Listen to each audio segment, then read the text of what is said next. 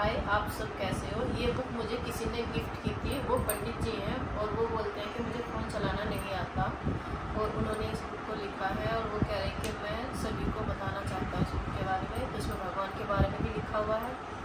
तो मैं आपको गणेश जी की कथा सुनाती हूँ।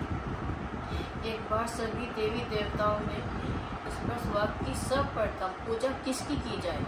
सभी देवता इस निर्णय के लिए ब्रह्मा जी के पास गए। ब्रह्मा जी ने कहा, जो तीर्थ स्थानों का चक्कर लगाकर सर्वप्रथम मेरे पास आएगा, उसी देवता की पूजा सर्वप्रथम होगी। सभी ने यह शर्त स्वीकार कर तीर्थ स्थानों के लिए चल दिए। लेकिन गणेश जी अपने माता पिता के पास गए। उस समय शिव पार्वती हिमालय पर्वत पर तपस्या कर रहे थे।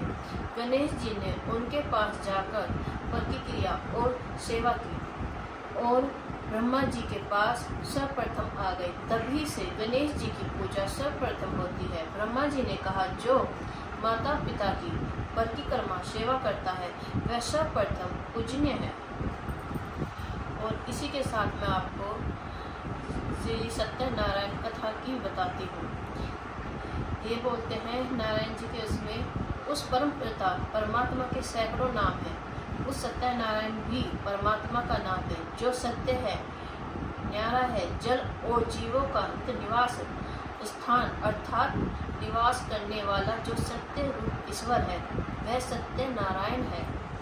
मेरा घर भी पानी में था, फिर मेरे नारायण होने का क्या असर। इस कथा में सर्ववर्ग की शिक्षा मिलती है। सत्य की ईश्वर है, ईश्वर ही सत्य है। सत्यनारायण का बार बार नाम लेना, स्मरण जाप करना श्री सत्यनारायण की वास्तविक कथा है।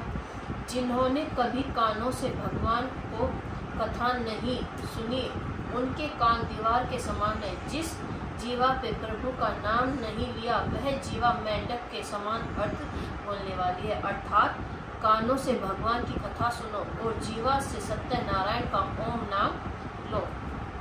जल और जीवों का नाम नारा है, अर्थात निवास स्थान है। इसका सब जीवों में व्यापक परमात्मा का नाम नारायण है। हम असत्य और सत्य की ओर चले, अधर्म से धर्म की ओर चले, बुराइयों से अच्छाइयों की ओर चले, सत्य व्रत का पालन करें। सत्य रूप से ईश्वर को मानकर इसकी आराधना सत्य व्रत है।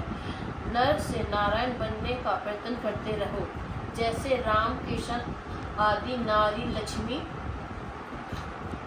बनने का प्रयत्न करते रहो, जैसे सीता सावित्री इत्यादि।